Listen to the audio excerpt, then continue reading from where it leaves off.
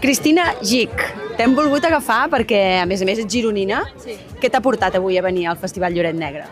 Doncs mira, conec a l'Angelique des de fa una mica, em va convidar a venir perquè jo ja estava buscant festivals així de literatura negra, tant a Girona com als voltants, i vaig trobar Lloret Negre i m'interessa molt, estic molt interessada en estar aquí.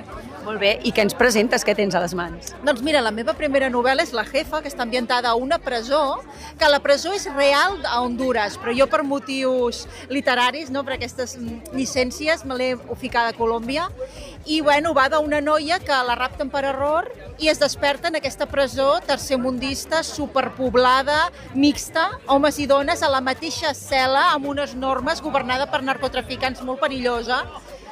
I va d'aquesta noia de Girona, una advocada de Girona, que acabarà convertint-se en la jefa d'allà. I per altra banda, el noi que l'ha raptat per error. I ara què? Té un deute pendent. Però aquesta presó realment existeixen, aquestes presons així, no? M'imagino que t'has documentat, hi ha un procés de documentació abans d'escriure aquesta. Sí, correcte, és una presó real d'Honduras. I ja t'he dit, tot el que jo m'he documentat molt amb això i tot el que se posa és real, des de les deficiències, la vulneració de drets humans, no tenen aigua corrent, com mengen amb ampolles de plàstic, amb les mans, tot.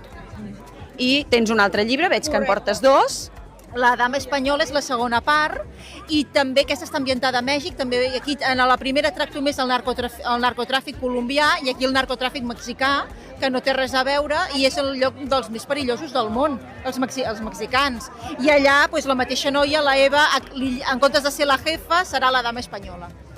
I aquí hi ha més cultura de Mèxic, de narcocorridos, de com és la seva vida, com viuen, la Santa Muerte també surt. I em consta que hi ha una tercera, per acabar la trilogia. Aquesta tercera on passa? Aquesta tercera està coent-se encara, s'està fent, i l'únic que puc avançar és que tornarà a sortir a Catalunya. És l'únic que puc avançar a Girona, concretament a l'Alt Empordà, totes les meves terres, i sortirà. És l'únic que puc avançar. Molt bé, doncs ja és un bon avançament. Cristina, que tinguis molta sort amb els llibres i que gaudeixis d'aquest festival. Moltes gràcies a vosaltres.